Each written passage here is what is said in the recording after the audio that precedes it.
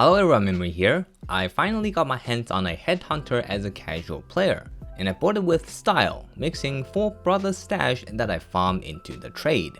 This is probably not a big achievement for a lot of people, but for me, as the first ever Headhunter I've rightfully owned, this is good enough of a milestone to make a video on it. And no, we're not gonna explain my Atlas tree in this video because I already have a video on that.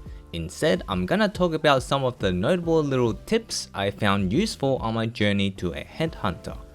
Most of them should be somewhat trivial to veteran players, but for casual players like me, I personally would like to be told about these informations earlier if I could, so I thought it would be helpful to at least some of you to talk about them here. So, starting from the very beginning of the league, where everyone was trying to decide what build they're going to league start with. Now, the best league starting character are the ones that can do tier 11 maps reliably with just random stuff you find on the ground. Obviously, popular YouTubers or build makers would have come up with a few options before the league starts. After all, the builds they provide has to be at least somewhat decent, otherwise they won't be popular builds in the first place. This is important to know because if the version of the build you see can do endgame bosses, there's a good chance that somewhere in the build there will be a few pieces of gear that are hard required. This means that casual players like myself is going to have a hard time getting those gears since the build is popular but the items are not abundant at the start. So if I do go with one of the popular builds, I will either have to grind for a long time for those items, or I'll have to start another character, which delays the league start progression. I've done both of those things in the past and they didn't really work well with me. Reason being, having to grind a few extra hours for me means reaching the end game a few days later, since I don't have 10 plus hours a day on the game. What I do find works for me is to either find or make a build that is less popular, at the same time being enjoyable for me and is endgame viable. Luckily, making build is one of the things I enjoy doing in this game. So I've decided on the Shattering Steel build that I made in the previous league.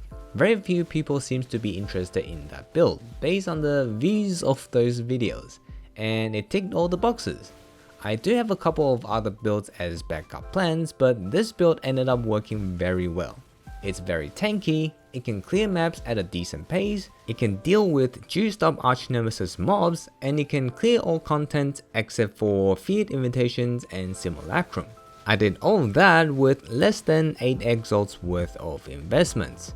This allows me to progress the game faster and start efficiently farming currencies earlier. The next obvious thing is to use the character to farm enough resource to fund the next character. This character will have to be specialized to do whichever farming strategies you like to do the most.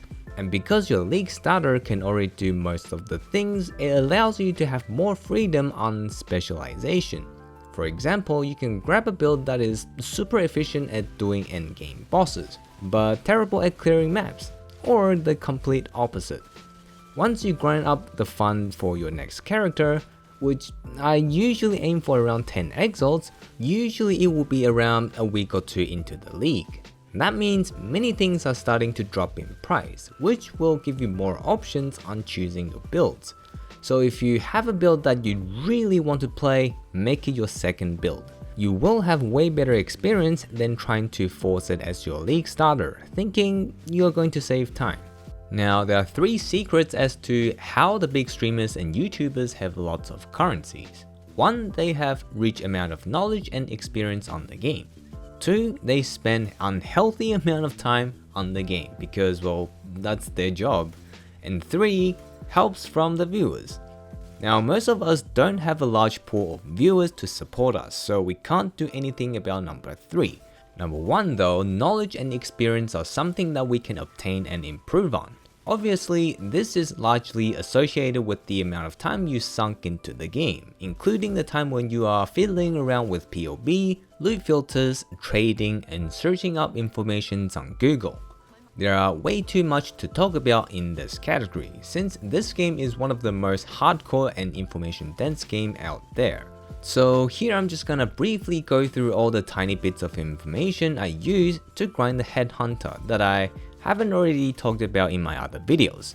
First of all, map combos. Everyone will at least have a few points on these small atlas passives that gives additional chance for the map boss to drop additional connected maps. If you look at your atlas, you can see which map is connected to which. If you fill out the entire favorite slot with the main map that you are running, and then run one of the connected map when you do run out of the main map, you will never have any map sustain issue if you have all 4 watchstones in place. Now, as we all know, certain maps are more popular than others, and after some tests, I've concluded 2 main combos that I like to use. First one is City Square and Bazaar combo. City Square is good because the map layout is simple and you can kill the map boss before you clear the map. Killing the boss first will make all the Searing Exarch and Eater of World altars always spawning with a minion option. I like to just always pick the minion option because then I'll never have to stop and read every time they spawn. I picked Bazaar as the connector map for City Square because it has a chance to drop the Saint's Treasure, which gives Exalted Orb, and it is connected to Atoll, which is a map that sells fairly easily. Second combo is the Cemetery and Cove combo. Cemetery drops Brother's Stash, which is another divination card that gives Exalted Orb, and the map layout is very simple as well. Cove is the chosen connector map for Cemetery because compared to Lava Chamber, which is the other connected map for Cemetery, you can complete Cove map a lot faster, and therefore you can get more cemeteries faster. Now the way I set up my favorite map is 7 Cemetery or whichever main map I decided to use, 2 City Squares which is the second main map, and then 1 Burial Chamber, 1 Atoll, and 1 Strand, which are some popular maps that I like to run when I'm bored. And also I can sell them fairly well if I decide to not run those maps. Now you will end up with lots of unwanted map eventually, and what I did with them is turning them into Ashen Woods by using Horizon Orbs. There will only be 4 outcomes when you use Horizon Orb on a tier 16 map, so it's fairly easy to hit Ashen Woods, especially those orbs are really cheap. Speaking of Horizon Orbs, I also use them on scarabs. If you sell 2 identical scarabs with 1 Horizon Orb, it will give you a random scarab of the same tier. Obviously, this is not worth if you want to use it to profit. However, since about a third of the scarab pool are either valuable to sell or I do actually use them, so doing this conversion means I can pretty much infinitely sustain my scarabs with my farming strategy. As for sextants, I've also reduced the cost of it to almost 0, because since we can now itemize them, it makes them a lot more accessible. You can either buy them in bulk on TFT or you can roll them yourself. I choose to roll them myself because if you do that in large quantity, there is a good chance that you're going to get your money back, because some of the compasses sell for 100 chaos or even an Exalt. For example, the increased runic monsters and map contained sacred growth are both 1 Exalt or more. Map contained Delirium Mirror and unique boss drop Conqueror's map are around 100 chaos. There are other ones that are also worth quite a bit if you can be bothered to search them up. I always sell the most expensive ones because none of them really suits my farming strategy, and selling them will pretty much cover my expense on the sextants. How I roll them is first always prepare chaos damage, physical damage, and one of the shrine mod and equip them. These are the most common mod in the pool. Having them already on means the 4th watchstone cannot roll these mods and therefore have more chances to roll the rarer mods, and then just roll and compass all the way. The ones I do keep are anything that increases pack size, rarity, and quantity, and that's it. And yes, using the expensive ones will probably generate more income.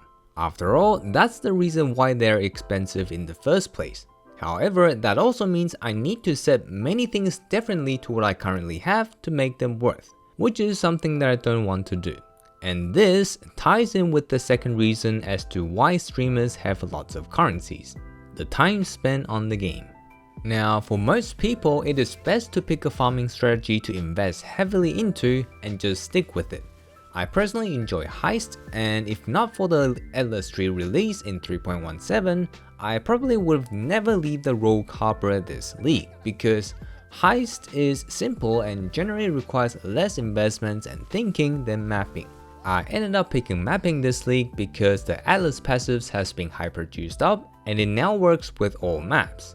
Also, the Arch Nemesis mechanic gave me a lot of raw Exalt drops early this league, so I had to pick the mapping strategy if I want to play around with the new mechanic. And here is the important part that I want to talk about, and that is you need to pick the farming strategy that suits you the best, not the one that's the most efficient. Because how much Exalt you're gonna make is not only dependent on the efficiency of the strategy, but also the amount of time you spend on executing those strategies. And the amount of time you spend on the strategy is dependent on the amount of time you have available and the amount of time you're willing to put in. Most of the decent farming strategies require more or less some upfront investments before they can become efficient. So sticking with one mediocre strategy is generally better than constantly chasing and switching for the new best strategies. For example, to farm juiced up Delirious map, you will need to acquire most of the Atlas passives, farm up builds that can handle the map, spend time on preparing the scarabs, maps, Delirious orbs, and charged compasses that has specific mods. And let's say it is the #1 efficient way to farm currencies for the league, but you don't enjoy it at all because A, you might have to use a specific build that you don't like to do the strategy because it is the cheapest and the most efficient one. B, you just simply don't enjoy the strategy itself. If any of them is true, then most likely you will only do it for a few days before you either quit the game or switch to other builds and strategies, which then you will have to do the preparation all over again for the new strategy. However, if you play a build and strategy that you enjoy, you're more likely to do it for a lot longer, and therefore ends up with way more currencies. Streamers will play for long hours on whatever strategy they pick regardless, since that's their job to make content. And that's why the result of their strategies will look a lot better than if you do it yourself. Me as an example, I only have a very average farming strategy. But after my auto bumper was completed and it turned out to be the most fun and successful build that I've ever played, I was just playing it for more hours than usual. And by the time I realized, I was already fairly close to buying a Headhunter. And that's about all I wanted to say in this video. These are just some of the experience and afterthoughts about my journey of farming currencies this league. There are so many other things to talk about, like how to price things, how to craft simple things to sell when you have the chance, etc. But that will make the video too long, so I'll just save them for future videos. Anyways, that's it for today. Subscribe for extra mirror drop chance. Hopefully enjoy it, and I'll see you in the next video. Peace.